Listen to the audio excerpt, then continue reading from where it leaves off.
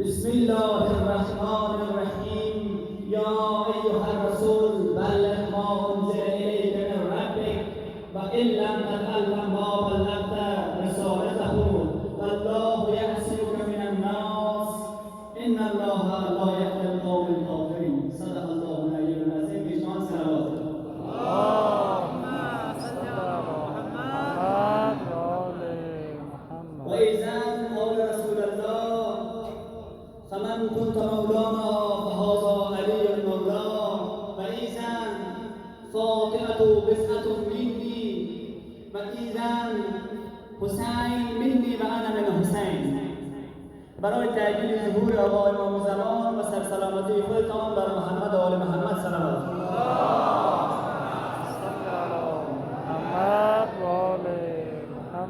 نفوس با کسب اجازه از زادگاه پاک اقدس خداوند تبارک و تعالی، ثانیاً از صاحب مجلس صاحب عزا آقا عبدالله الحسین و مادرش بیبی جهان فاطمه زهرا، ثانیاً از شما حضار گرامی که در اینجا جمع شدید عزاداری حسین را میکنید. در اخیر سخنانم از همه شما کمال عفو و پوزش دارم به برکت صلوات. اللهم صل علی محمد و آل محمد.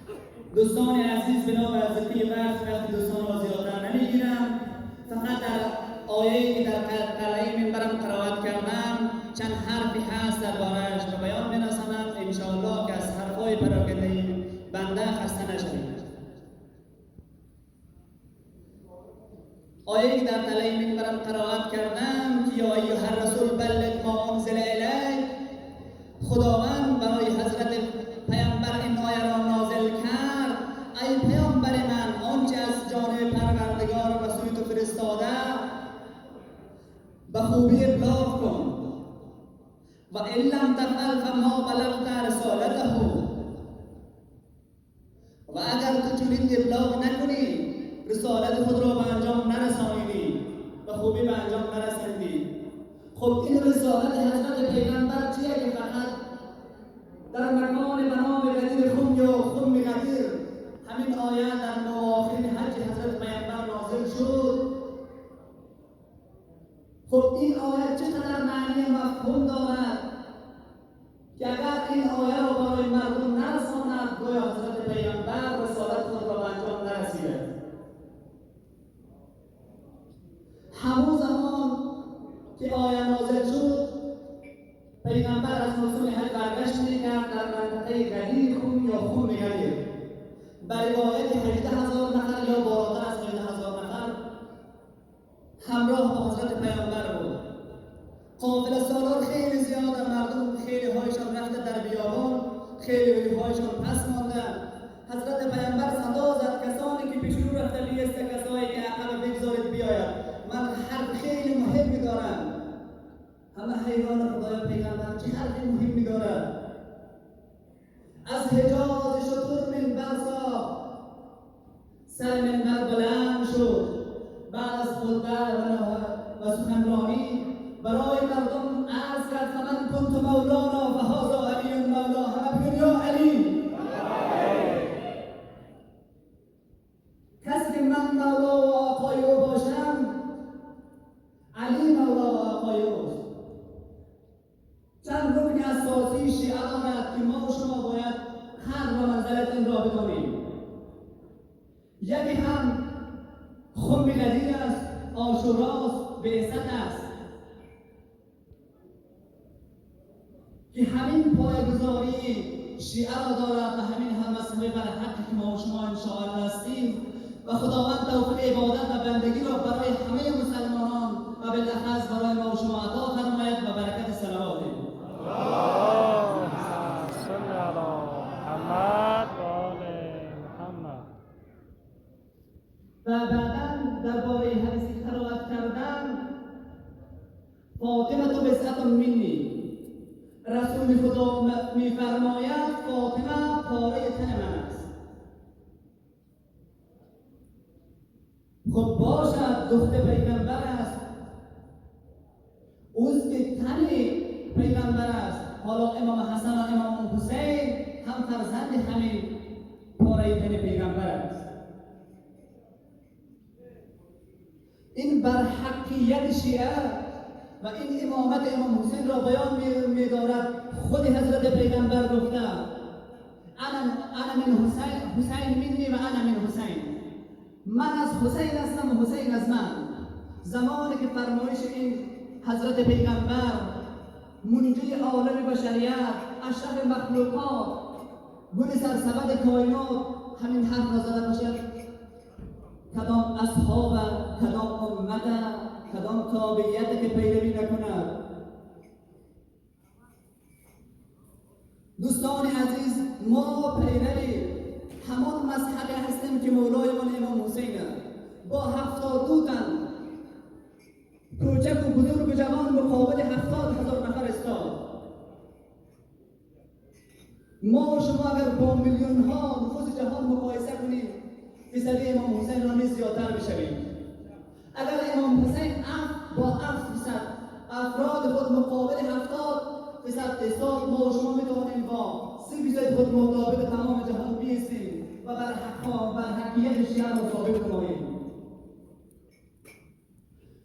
هیچ ترس و هراس در دل ما نباشد. ما پیروی کسی هستیم که تیر چشم ماهش را بلند از سر دستش مقابل تیر دشمن. ما پیروی کسی هستیم که قاسم تازه دامادش را به جنگ فرستاد و قربانی فرستاد. ما پیروی کسی هستیم که جوان 18 ساله و برومندش را که سیمای پیغمبر را داشت به جنگ فرستاد. دوستان از این دین ما و شما، این مذهب ما و شما تا رسیدن به این جای را خیلی قربانی داده، خیلی با خون جوانان آبیاری شده. ما و شما نگذاریم که مقتل عاشورای ما این یک دانشگاه است، این یک مکتب است. ما نگذاریم که همچون سبک از پیش ما رد شود. و امروز این جمع و جوش شما را که میبینم واقعا خوشحالم و برای همچون مسلمانان مخلص و همچون شیعیان شما میبالم و مفتخرم. اجماع سلام. اللهم صل علی محمد. دوستان عزیز، وقت کم است، سخنان را جمع‌آوری می‌کنم. انشاءالله که سخنان پراکنی اندر نظر نشده باشه. اجماع سلام. اللهم صل علی محمد. حسین جان شیعت هموار خواست، مقامی نوکر از ارباب پیداست. نشستم در حریم روضه هایت، تمامی دلخوشی ما به دنیاست. بهشتی را که خدا وصفش نبوده، برای عاشقانی تو همینجاست. روز عاشورایت امام حسین عزیز زهرا امروز تنهایت، ودای حضرت امام حسین با اهالی خرمه. خدای وقت خدا تو خودتون خیلی سخته، کسی که مانندی حسین عزیز داشته باشه، مانند حسین بابا داشته باشه. این ودای حسین از همه صاحبان دوست‌تر است. امام حسین وقتی که به طرف میدان حرکت میکنه، اهالی خیام میآید دورش را جمع میزنه، یکی میگوید بابا ما را به مدینه برگردان. زینب